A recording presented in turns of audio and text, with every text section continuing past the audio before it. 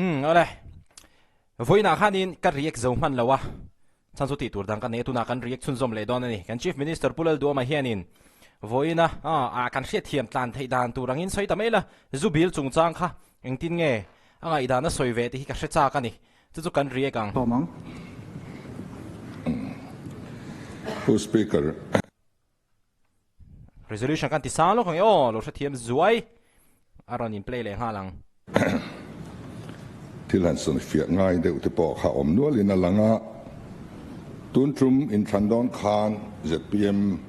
party hian kan manifesto tu te kan duanga aduang tu drafting committee te pawh kan dina chuta chuan zu chungchang hi kan soya zu chungchang hi chuan i silent rangu kan tiani chu kan rel dan ania min zo poin la hi chuan thutluk na kan nei lo nakina study team te ladina mi pui ngai dan te la khoma chutianga kan zawai ngai tu tlan chi chuan kan da party malina decision lo siam na chi kan ngai lo tin kan chang zel don nia ti kha kan in zir tir dan ania tuna kan han soi vela kha eng tiklai kum nge ti kha riat chian te po thavia min ka ria ten dam pa sanctuary bial tu member zom ta khanin ngal the hemi hi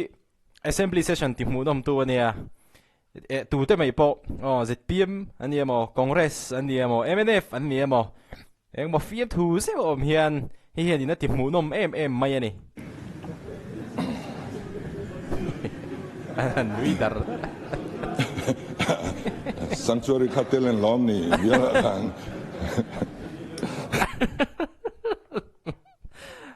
okay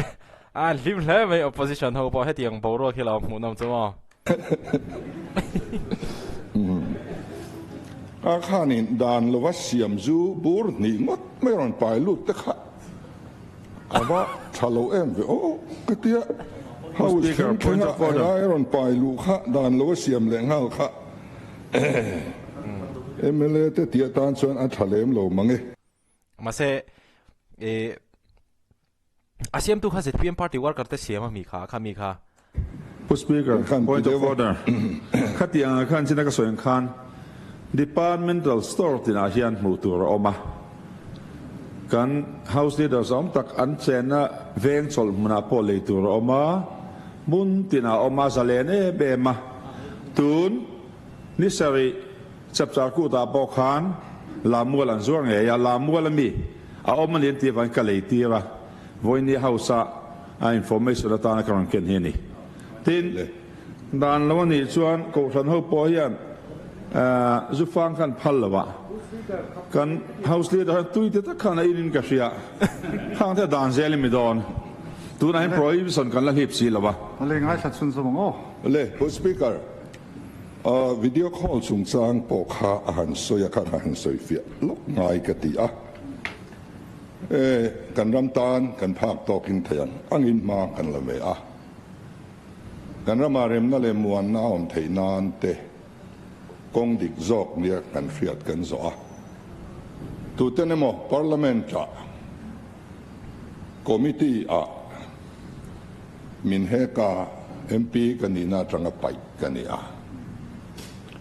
suminua Mizoram in thana oma ta chuan chief ministerial candidate ZPM party tangin kania thantin kania MLA sompani rualin min hek le a ZPM lutuk mai kalna te ZPM ta na campaign ti khamin hek na chunita chuan pai kanile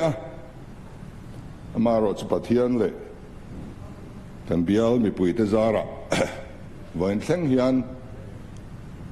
kan ram politika kan la tel thei ve ti chuan sarkar na te kan lo form ve ta hiala sarkar na kan form tir khan amimal takami ti chia tum tu te hian min bei ani organized game awmani hi chu adik khop mai kan chief minister hi in tran mo tran lo mo he thin thak hi chu mi zong hianin up kan pom tang thin ka ria mi mal taka be na hi atok na sa rem ve khop mai kan chief minister hi cho mo zan rea video call lo kala zan rea chuan sia to thil te po ni hlawin kan la lo thei lo wa ma seng khatiang video call kha alone ni china ka block ngal zela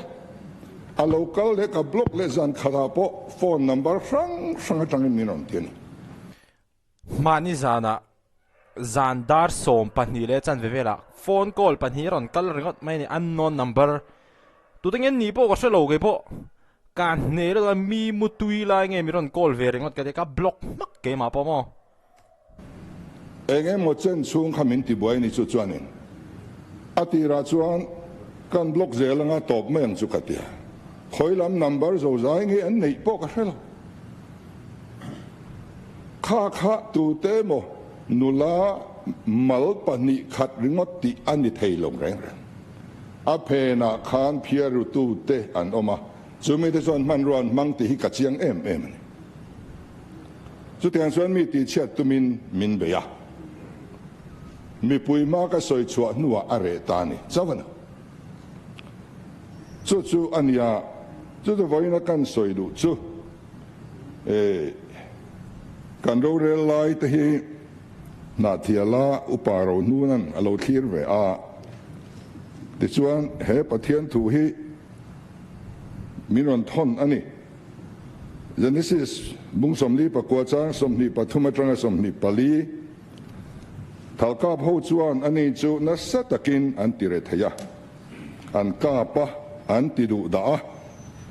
nima sela ani thalngul chu khau takin aom renga ti hi ZPM party le asarkar hi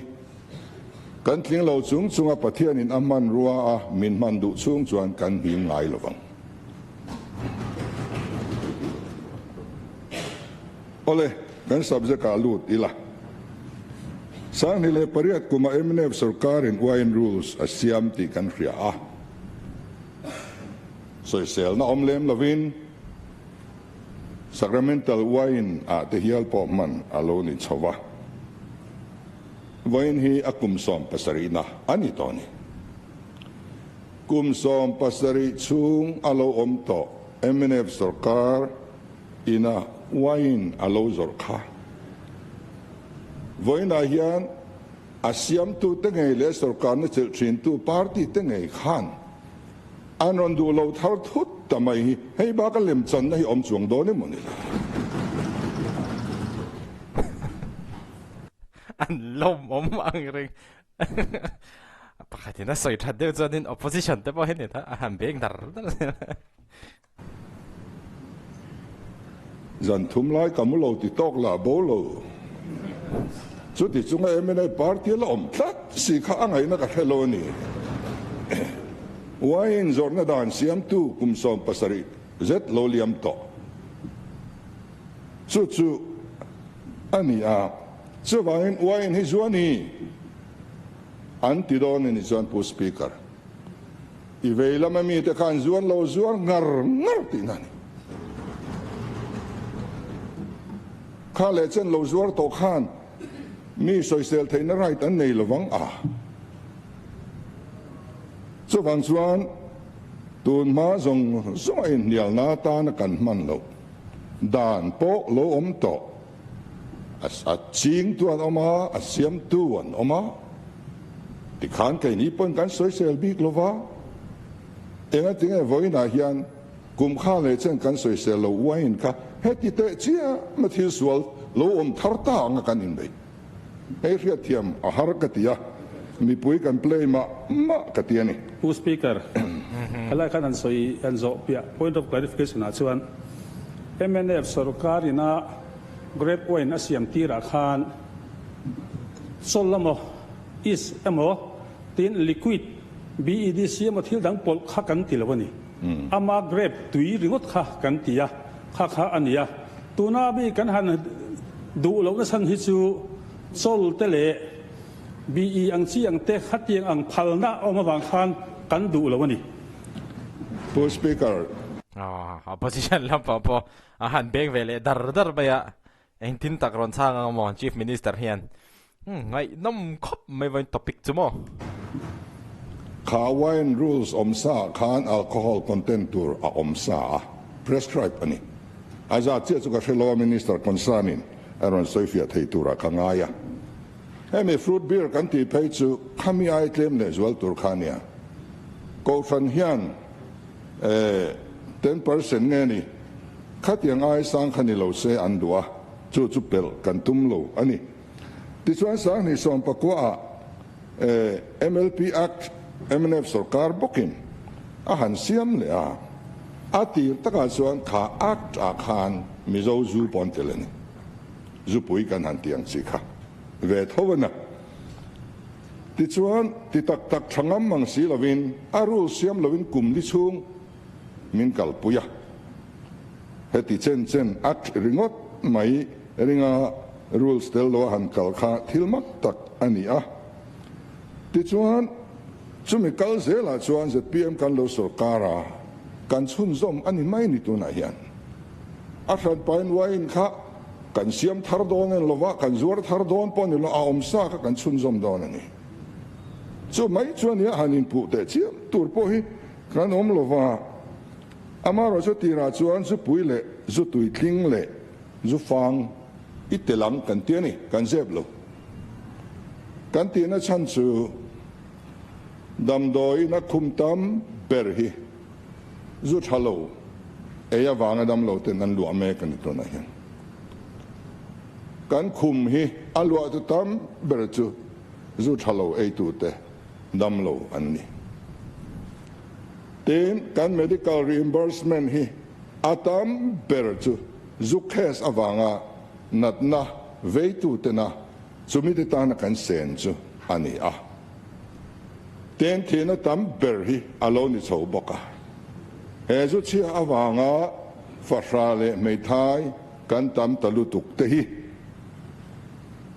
in lo thei lo an sia zemna ke matu sarkar men kan khap ne bok si lova a mizo zu kan pipu chana an lo in thin zu fang te zu pui te zu tui tling te kha heng aya hian alo om chuan an nun na kan chan chuak thei deuh zo kang a Christian chung kwa he din thei deuh zo kang a kan tiani zo ina ti buai chung kwa zo chia ina ti buai chung kwa te hian dik tak chuan tun ma kan pi puat te chuan me chia in chul lan na pon ve ngai lo ti khopin ei an lo faka ten mizoram pona te kan sina zoram hausa te kan thalai ten riaka zutam namuna atlanin an tlana za thak khopin an khosa an in amani mizoram chuan awang le don sia te khang ti khan a thalo zong khan thil athena ta hana kian ka han kalve trum chuan katlo matani an su dor khi kong sir lun la ya khian aom huwa maya chuan nula tlangwal pitar putar ni le ngin kom nan an manga mizo tho an ni an lo ti tran na rei to a an boi pui lo ang reng khop maya chu tiang te chu kan mu ani a chu wang chuan in asap zu hi chu la khap zu zeli la mizo zu tha zu fang te zu tui tling te zu pui te hi siam ve ta sila tin a quality po ma le ma in control so ve zel nga supervise na nuaya thatakin ti ila zu cheina wanga thi na le chung ko boi tam lu tukhi ane phanga kan pum pel deu ma na ti kha kan ho tu teri ru chu ni a amaro chu ko ran throi tu tenen kan han soi tlanga ani chuan zu ti hrim ming tel hi chu a ti lo fram te u ti in min nge na chu wang chuan ko ran ngen na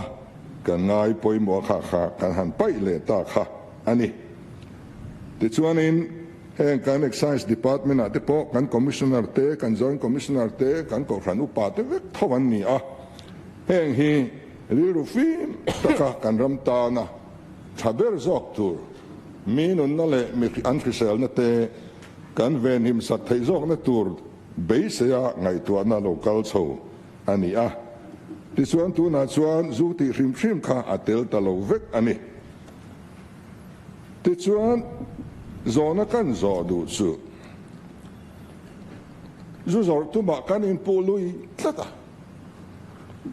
ei pu speaker kan bill ming ania eta yan zu zor tum na bill ani moni le hele liquor prohibition bill ti ani himole a khap na bill ani a zor na bill ani lo chu wang chuan a khoi lai section a hian nge in zuar don kan in ti lui tlat na chu a om khoi lai a hian nge a om ti hi ka zo na ani a in phal sak do na ante khoi lai section a hian nge zu in kan phal sak na tur provision chu om he lai a kan soi tourism te khang foreigner te he ngo ero hi chu tu ma sang khaza kwa som kwa panga total prohibition dan noya meu pokhan kha special provision kha an lo pe ni achan choi tu na po 5-star hotel kadin du 3-star hotel kadin du tia puin min ron dor ve a zu atel don lo chuan kan theilo anti sel ani chu wang chuan tourism lama te po hotel industry te po kan local ve don chuan a khami a huang chunga khan an mani room chunga phal sak bi se ti hi sang ka ko song ko panga khan lo ti dai to ni are to ten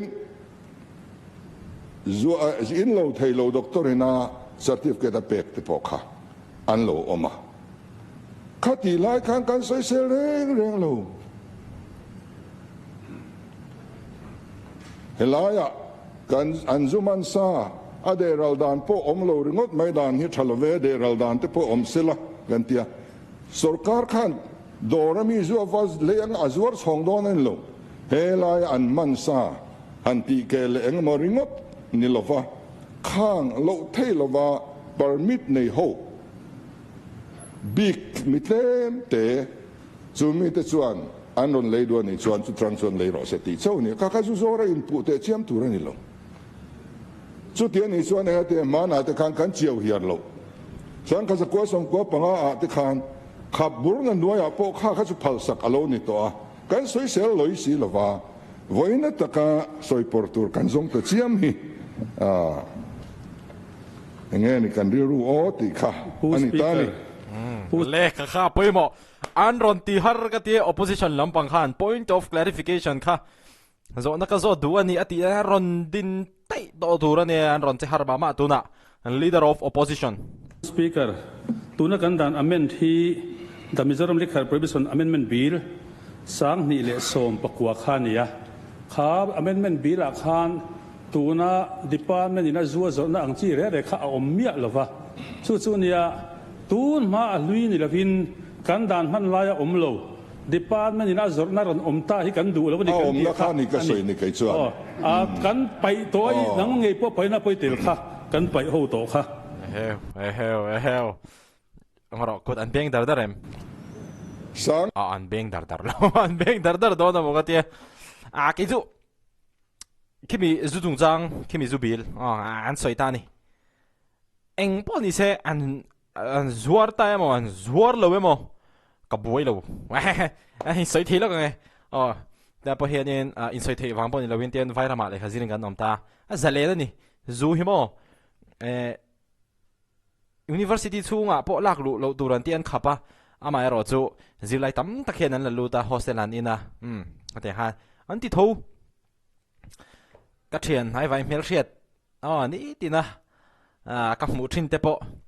chuna chon pa ngai ta ke na ma zana za mani ro ma hlim thera pa ka soi tum ta ka chu ke chu ka buai lo wa hetai amuna po mina kan tan pel vel mai me ni kan buai lo ma se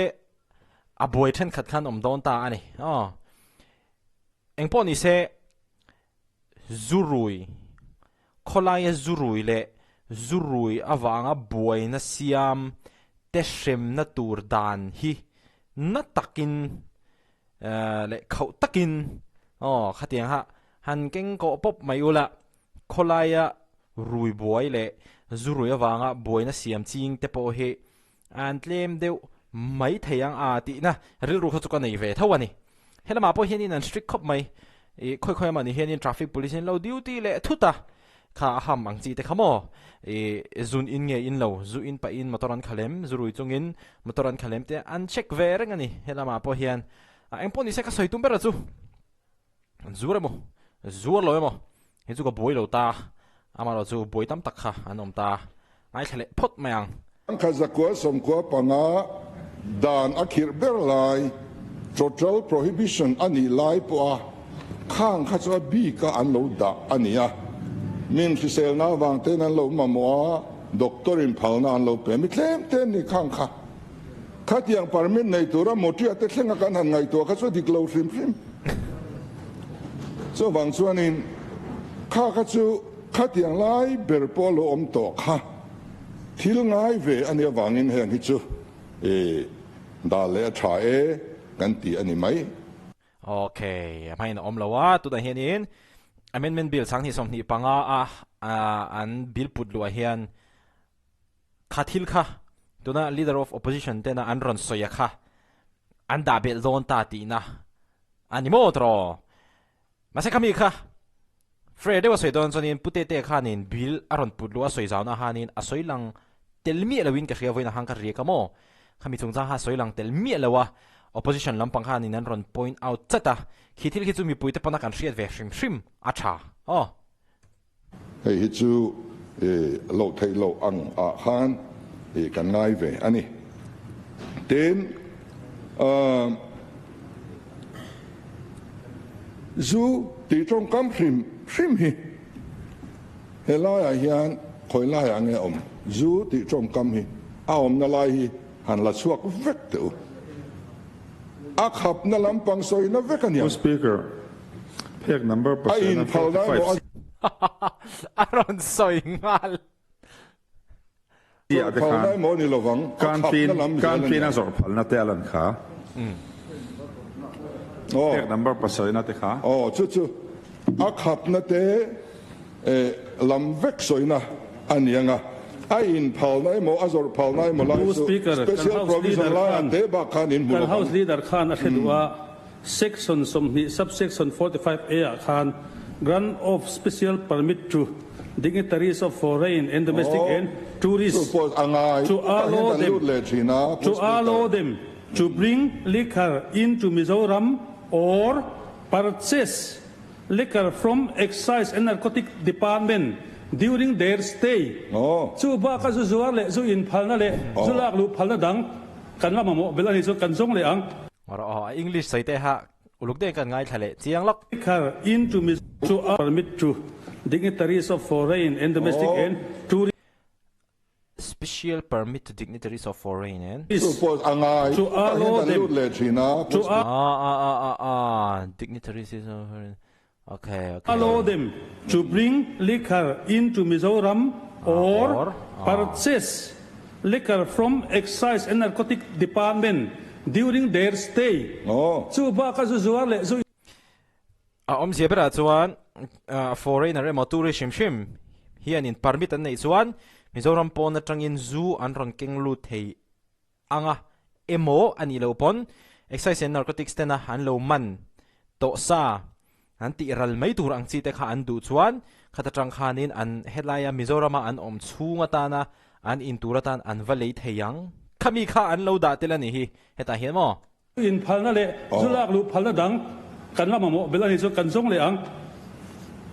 ข้าข้าสังข้าจะกลัวสมกลัวปังอาโลอมได้ต่ออันสวยเซลไงเมียเราตัวนั้นสวยเซลทารันสมกลัวสังนี่สมประกวกันไปเวกตอลำกันกับผู้สปีอันไปตาตัวไหนเห็นเสร็จเพียงเรามีนะเรา introduce เลตานี่เมลผู้สปีกรันไปตัวเขากันอเมนไว้กันพุ่นเล่นนี่แรงนี่ดิแกโอ้ดิคบไม่ก็มีจู่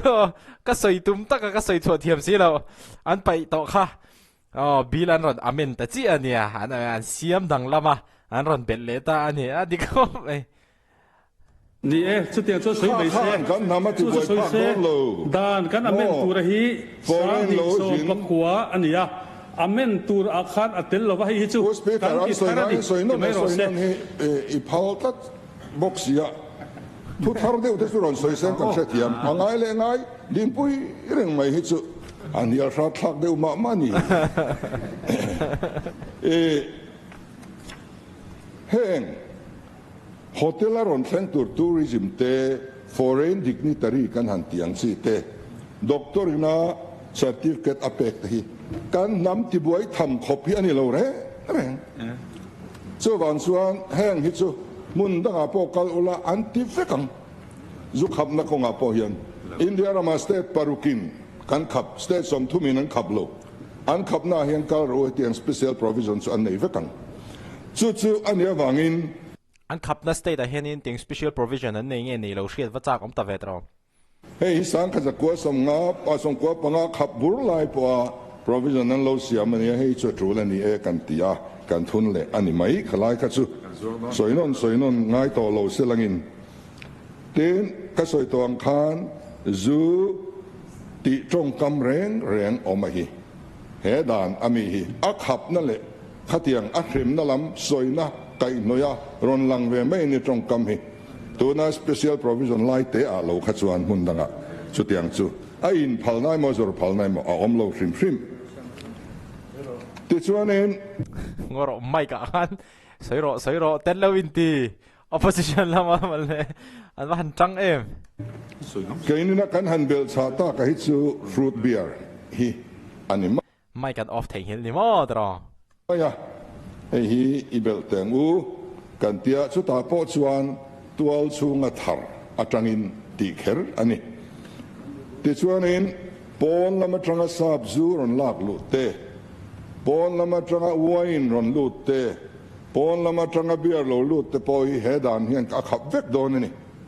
a phala chu tual chunga kan thei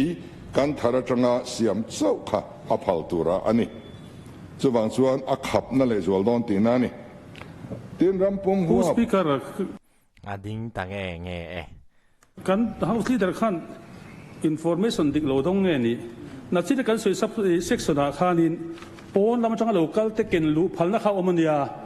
ken lu phalna kha special provision kan soi la ya a soi to lo mole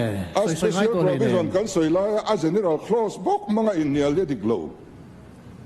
dan reng chu special provision na nei ni general provision na nei ni kan soi hi general provision na ni special provision lai chu kan in fia tok to so wangin khang a special provision hotel ti le foreign dignitary ti lova khan chuan pon lama tanga sap zulak lu te angain kan khap don wine po beer po tuna an la lut hi kan khapanga tual chung siam chau kan phal don ti na ani khapna na sale zual don adot le chuan rampum huap hetia Mizoram azua thalowe kan ti la ya autonomous district council akan khaptel velo hi chu adik emi ti hi kan ngai dan ani a chuwangin arampum hi huap te se kan tia amaro chu ADC area kan MLA zom tak te khan an area zu khap khan lau le mai ti kha kan han mua ten evelama member dang ko khan an lau le mai ko ka an thu nei na kha an ma nin ken ko ve mai se kan tin zo ko ni six schedule noya district council thu nei na hi chu non distilled country liquor ani zupuya te zu fanga te zu tuitlinga te so ta district council thu nei na zu kan chu don chuang lo kan chu reng lo tu na hian an du pho chuan an ti thei amaro chu sap zu khap dan om sa reng solai khap lo area om reng hi chu adik bi kem ni ti kha ani a amaro chu solam area a MLA tere kan opposition MLA ten a ani so chu exam ro anti viau ani chuan sarkar chuan angai tua thathein karing ka ka chu chu chuania achanga chu hoviau si khabdona tangle trau si kan nia aeng ber nge mani a khap ngor kha kan lo khap lo pon zuar point kan ra ma so chu tiang takin na salen suang lo khalai ka chu adan tun ma kha le chen local to khan a huam lo kha chu min huam tir lo ram ro ke mani ti ting kan in ti venge an tin na ko ni solai kan han huap tir na chan ber chu kan farmer te kan mangai wangani ADC area a kan kun na tok tu te son lo chhor rangai ve te se fruit processing te lo ti ve se he nga ten lo siam ve se ti in kan kun tan thok tu te autonomous district council area mi hi kan du sak e ma wangin kan huap ani ama ro chu a bial tu te khan kan kun na thok tu ten bial mi khan mangai lem lo zia te pon on tilangin ka ria voin khanin in than le chu ngai tuam viu mai thei ni ten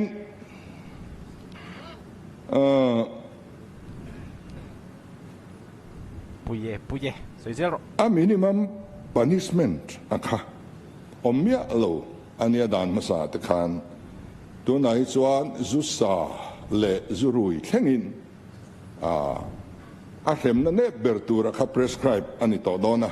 pu speaker zurui ka huat zia hi chu tlang thiat ania hem na dan thade u om se ka du ngoi ngoi ni van tlang ma rui ching nam ni hi aka du lo rim chu wang chuan heng hem na dan te hi a minimum punishment kan handa te hi alom om hle ani ti chuan India rama state somthum ayuti nen kan oma parukin kan khapa somthumin an khap lova khovela hian musalman ram som pakhatin an khap bok ani ti chuan atop na kan soi du chu thilbuk tur pali kan nein ka ria pakhan na chuan ivela mi te khan zumi zortir ngaran tuma kainin kan zuar don lo kan tingar ngara ti chuan zuar lo ro wai sendewin ti lo ro an te min fui mol boka sang le min fui por boka so wangin atsangin zu andu lo zian soya zuar lo ro hoi takin min ti le lo bo alum le luma vole lo khan ngai le zual zokin garia kami kha ania wangin voina hian zu zor du le du lo kanin buk don ni tu nge tam ti ni cho du lo lam kan ni ngan apani na chuan pon lama tranga zu wine le beer laglu lani ze ro se phal ni ro se ti le phal ni su se ti kanin buk le don ni kha kai ni chuan khap kan du beer le wine thleng khan pon lama tranga laglu kan khap don ten dan lawa wine le beer zor hi ti hian om ze ro sen ti angania ivela me mi te kan pu speaker adan aruglet na siam soi chen na sa sia so wang chuan dan mu malom lovin ti hian adu do hian in tireng mai ro se ti du tu tele emu mal takin irregular tang ti du tu te atule tamzok kan buk don bok ani ato bira chuan farmer te lam chang le chang lo kan in buk don ani tu tenge farmer lama changa tu tenge chang lo ti kha kan in buk tur ania chu wang chuan kan ngai dan in ang silowa pu speaker buk mai ro